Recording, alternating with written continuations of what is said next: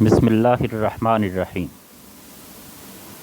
سورہ انعام ترتیب میں چھٹی صورت ہے اور اس کی 165 آیات ہیں۔ یہ سورہ مکہ معظمہ کے آخری دور میں نازل ہوئی اور یک بارگی نازل ہوئی۔ یہ وہ وقت تھا جب مکہ معظمہ میں آپ صلی اللہ علیہ وسلم پر حالات بہت سخت ہو گئے تھے۔ ابو طالب اور سیدہ خدیجہ کا انتقال ہو گیا۔ بنو ہاشم کے نئے سردار ابو لہب نے آپ کی حفاظت سے ہاتھ اٹھا لیا تھا۔ طائف سے آپ مایوس اور زخمی حالت میں لوٹے تھے۔ حج پر آنے والے قبائل سے رابطے میں ابو لہب سمیت اہل مکہ مزاحم ہوتے اور آپ کی تکذیب اس حد تک جا پہنچی تھی کہ آپ سے عذاب لانے کا مطالبہ کیا جاتا اور دوسری طرف آپ کو قتل، قید یا ملک بدر کرنے کے مشورے ہوتے۔ یہ پوری صورت ایک ہی بار نازل ہوئی اور اس کے مخاطب مشرکین مکہ تھے۔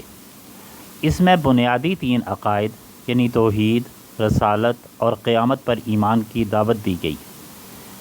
آپ کی دعوت پر لوگوں کے اعتراضات کے جواب دیے گئے اور رسول اللہ صلی اللہ علیہ وسلم اور عام مسلمانوں کو تسلی دیتے ہوئے ان کی کامیابی کی ضمانت دی گئی۔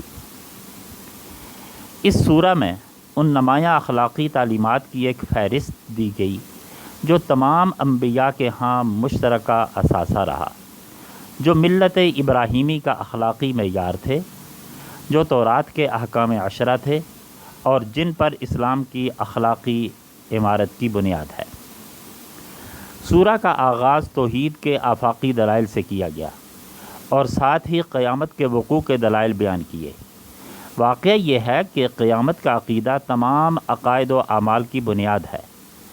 اگر قیامت نہ واقع ہونی ہو تو کسی عقیدے یا عمل کی کوئی اہمیت نہیں رہتی۔ درمیان میں مشرکین کے اعتراضات اور ان مطالبات کا ذکر ہے کہ لکھی ہوئی کتاب ہمارے سامنے کیوں نہیں نازل ہوتی، یا ہم پر کیوں نہیں نازل ہوتی، یا فرشتہ کیوں نہیں آتا۔ قرآن نے کہا کہ اگر تمہارے یہ تمام مطالبات پورے ہو جائیں تب بھی تم اپنی ہٹ درمی سے باز نہیں آؤ گے، ورنہ جو دلائل اس کائنات میں انسانی تاریخ سے سابقہ انبیاء کی شہادتوں سے تمہارے سامنے پیش کر دیے گئے ایک غور و فکر کرنے والے کے لیے کافی ہیں، لیکن اللہ پر ایمان لانے کے بجائے تم عذاب لانے کا مطالبہ کرتے ہو۔ اللہ کا عذاب آنے میں دیر نہیں لگتی، وہ جب چاہے اوپر سے طوفان کی شکل میں اور نیچے سے زلزلے کی صورت میں تمہیں تباہ کر سکتا ہے۔ پھر قبائل، اقوام اور ممالک کی باہمی جنگیں جو نیست و نابود کر دیتی ہیں عذاب الہی کی ہی ایک شکل ہے۔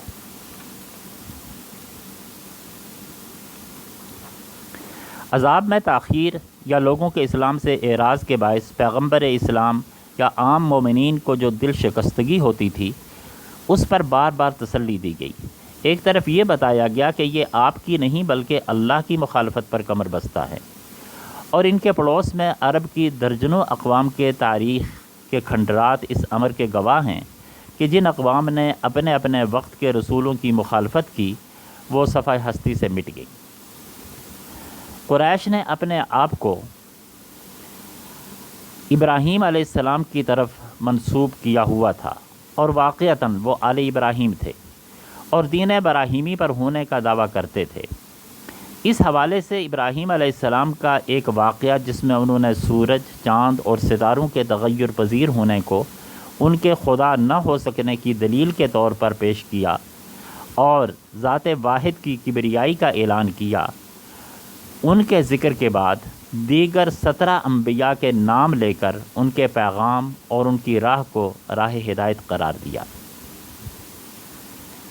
اس سورہ میں فوری عذاب نہ آنے کی یہ وجہ بھی بتائی کہ جب اللہ کسی نبی کے ذریعے دعوت دین کا اہتمام کرتا ہے تو انسانوں اور جنات کے شیاطین کو اس کا مقابلہ کرنے کی مہلت دی جاتی ہے تاکہ تاریخ اس معرکہ حق و باطل کو یک طرفہ قرار نہ دے اور تاریخ سے عبرت، نصیحت اور موعظت حاصل کی جائے۔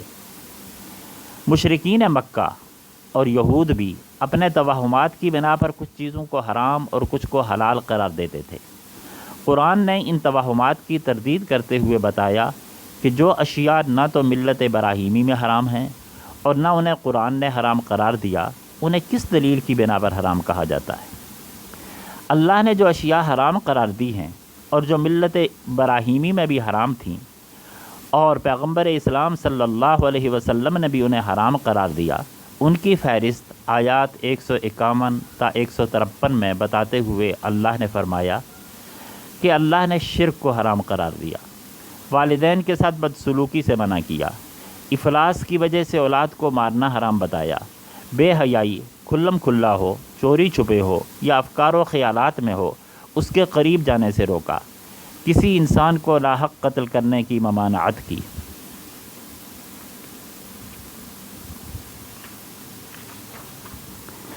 یتیم کے مال میں ناجائز تصرفات سے منع کیا، ماپ تول میں بے انصافی سے روکا، انصاف اور راست گوئی کی تلقین کی، خواہ اس سے اپنا یا کسی قریبی عزیز کا نقصان ہو رہا ہو، اللہ کے ساتھ کیے گئے وعدوں کی پاسداری کا حکم دیا۔